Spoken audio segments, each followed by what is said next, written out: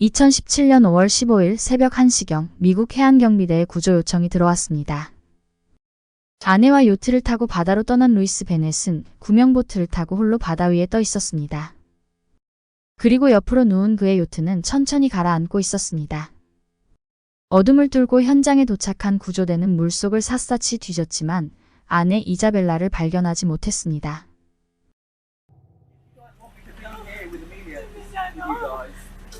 Better than this. You don't need clothes. You're not going to see her again. You know. We already know. You're getting investigated. But there's nothing to investigate. Why don't you make this easier for everyone? People generally hope the other person is alive and they wait as long as possible. So the immediacy of this is concerning. I don't have anybody now, even from the Coast Guard, who's testified this is inaccurate and full report. I don't have any testimony that she was on the boat.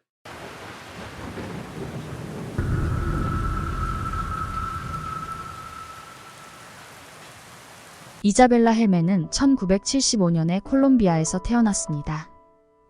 어릴 때 아버지를 잃고 어머니와 여동생과 살고 있었습니다.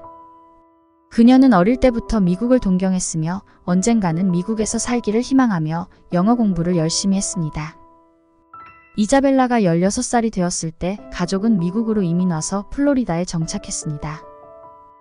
넉넉하지 않았던 가정 형편 때문에 어머니는 낮에는 식당 주방에서 일하고 밤에는 건물 청소하는 일을 했습니다.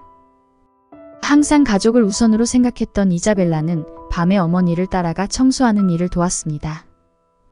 1995년 그녀는 돈을 벌기 위해 대학을 포기하고 부동산 회사에 들어가서 스페니쉬를 쓰는 손님들 대상으로 영업을 하기 시작했습니다. 열심히 일해서 인정도 받았으며 돈을 벌어서 콘도 건물도 소유하게 되었습니다. 어린 나이에 결혼했던 이자벨라는 남편의 폭언과 폭행에 시달리다가 10년의 결혼 생활을 정리하고 이혼했습니다. 지옥 같은 결혼 생활을 끝내고 2년 후 온라인 데이팅 사이트에서 운명 같은 남자를 만났습니다. 그 남자는 루이스 베넷입니다. 그는 영국에서 태어났으며 그가 어릴 때 가족은 호주로 이주했습니다. 호주에서 자란 루이스는 이중 국적이 있었으므로 18살에 영국으로 가서 캠본 광산대학교를 다녔습니다. 그는 요트 조정 면허증이 있었으며 몇 년 동안 배에서 일한 경험도 있는 능숙한 선원이었습니다. 루이스는 다양한 경험을 쌓은 후 호주로 돌아가서 무역회사를 차렸습니다. 그의 사업은 날로 번창하였고 해외 시장에 진출하기 위해서 미국으로 건너온 그는 플로리다에 오피스를 열었습니다. 미국 생활이 외로웠던 루이스는 여자친구를 찾기 위해 온라인 데이트 사이트에 자신의 프로필을 올렸습니다. 제니퍼 로페즈랑 닮은 이자벨라의 사진을 보고 첫눈에 반한 루이스의 열렬한 구애 끝에 둘은 연인 사이로 발전했습니다. 2016년 7월 둘 사이에서는 여자아이가 태어났습니다. 딸이 태어나고 6개월 후 커플은 공동 명의로 델레이 비치에 있는 아파트를 구입했습니다. 그리고 2017년 2월 둘은 결혼식을 올렸습니다. 2017년 4월 30일 부부는 9개월 된 딸을 친정 어머니에게 맡기고 늦은 신혼여행을 가기 위해 루이스 소유의 요트에 올랐습니다. 여행 계획은 요트로 플로리다에서 출발해서 푸에르토리코와 쿠바에 정박하고 내려서 즐거운 시간을 보내고 2주 후에 집에 돌아오는 것이었습니다. 항해 여행이 끝나기 하루 전날인 5월 14일 아침, 이자벨라는 위성 전화를 이용해서 동생에게 전화를 했습니다. 베라데로에서 막 출발했으며 내일 아침에 플로리다에 도착할 예정이라고 동생에게 알렸습니다. 그리고 집에 빨리 가서 딸을 보고 싶다는 말도 했습니다. 5월 15일 새벽 1시경 미국 해안경비대는 무선신호로 사고 위치를 접수받았습니다. 침몰하는 요트에서 탈출하고 구명보트에 탄 루이스가 노련하게 구조 신호를 보냈습니다. 구명보트에는 루이스 혼자 타고 있었고 아내 이자벨라는 행방불명 상태입니다. 해안경비대가 루이스를 구명보트에서 헬리콥터로 끌어올린 시간은 거의 새벽 4시였습니다. 뒤집혀진 그의 요트는 서서히 가라앉고 있었습니다. 루이스는 울면서 아내 이자벨라를 찾아달라고 애원했습니다. 부부는 번갈아 가면서 배를 몰고 있었다고 그는 말했습니다. 사건 발생 전날 8시경 루이스는 조정실을 이자벨라에게 맡기고 잠을 자러 갔다고 합니다. 객실에서 잠을 자고 있던 루이스는 쾅하는 소리와 함께 배가 심하게 흔들려서 잠에서 깼습니다. 배 안에 물이 차오르기 시작했고 놀란 루이스는 조정실로 달려갔습니다.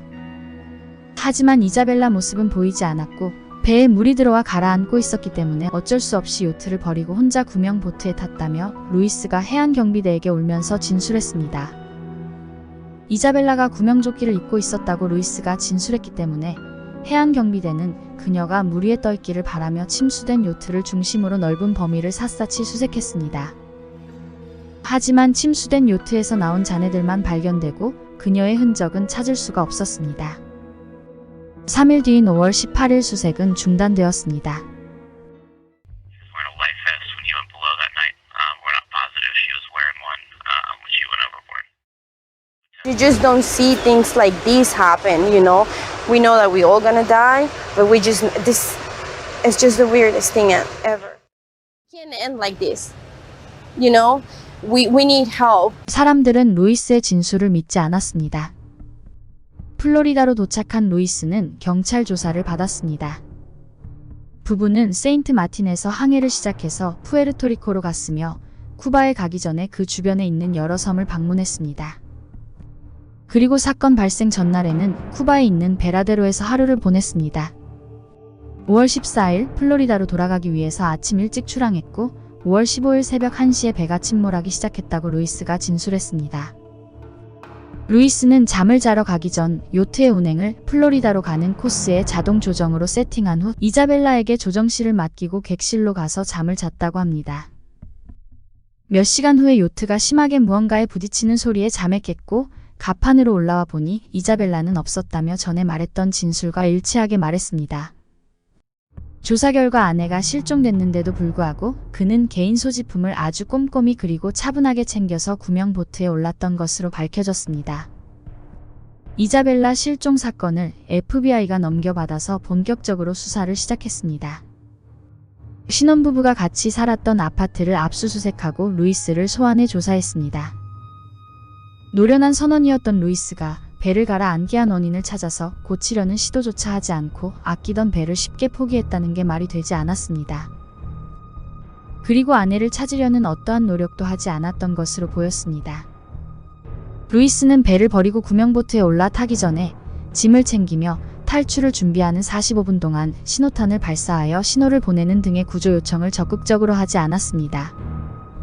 전문가의 말에 따르면 그가 소유했던 배는 아주 튼튼하게 설계되었기 때문에 루이스의 항해 능력을 감안할 때 그가 배운 대로 기본적인 침수 절차만 따랐다면 배는 가라앉지 않았을 거라고 말했습니다. 사고가 발생한 곳에는 배가 충돌한 만한 물체나 암초가 발견되지 않았습니다. 하지만 이상하게도 침수된 그의 배에는 여러 개의 구멍들이 있었습니다.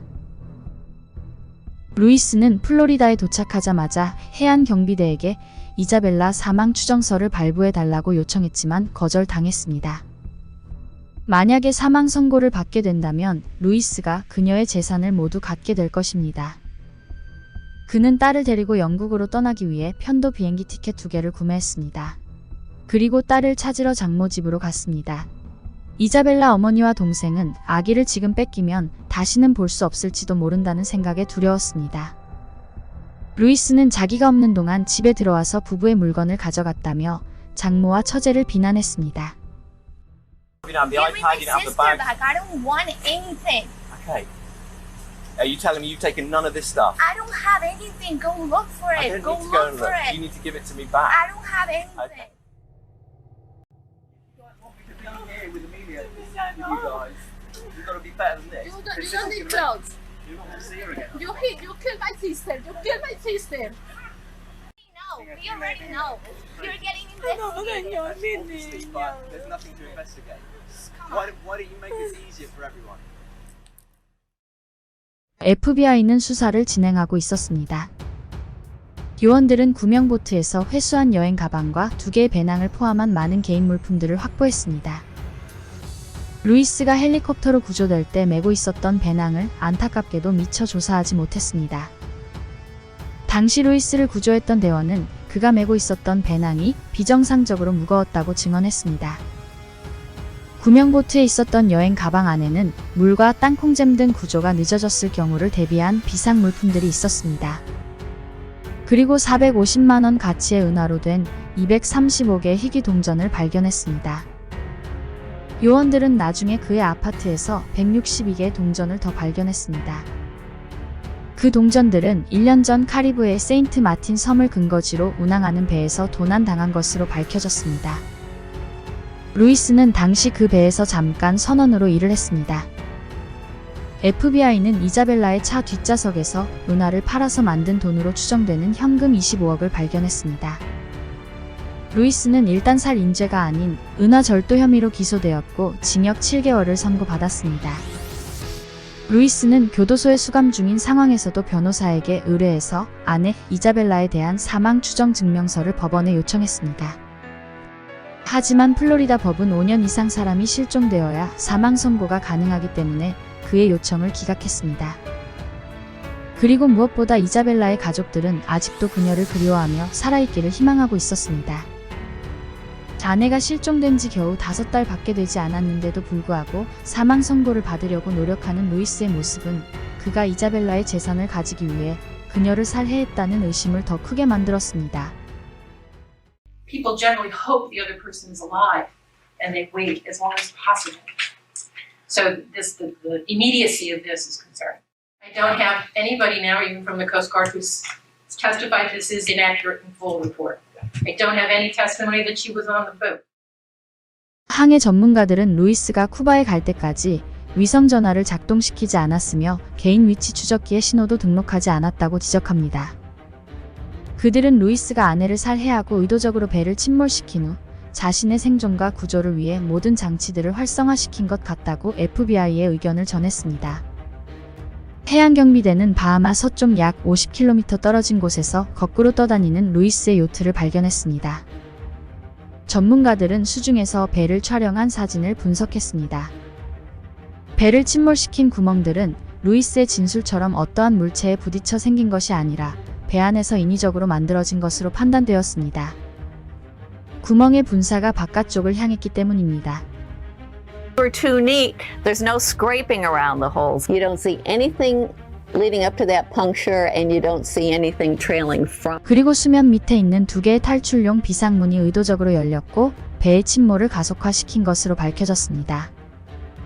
이 문의 용도는 배가 갑자기 침몰해서 객실에 있던 사람이 위로 탈출하지 못할 경우를 대비한 비상문으로 루이스가 열 이유가 전혀 없었습니다. Once you open the hatch, you pretty much have declared your intentions and prevented the boat from being saved. FBI는 루이스의 요트가 사고로 인해 물에 잠긴 것이 아니라 그가 계획적으로 잠기게 한 것으로 결론을 내렸습니다. 루이스 베넷은 절도 혐의로 복역 중에 2급 살인 혐의로 기소되었습니다. 하지만 이자벨라의 시체가 발견되지 않았기 때문에 증거 부족으로 살인 혐의를 입증하기는 힘들었습니다. 2018년 11월 루이스 베넷은 플로리다 검찰과 아내의 죽음에 대한 과실치사 혐의를 인정하기로 합의했으며 그는 징역 8년형을 선고받았습니다.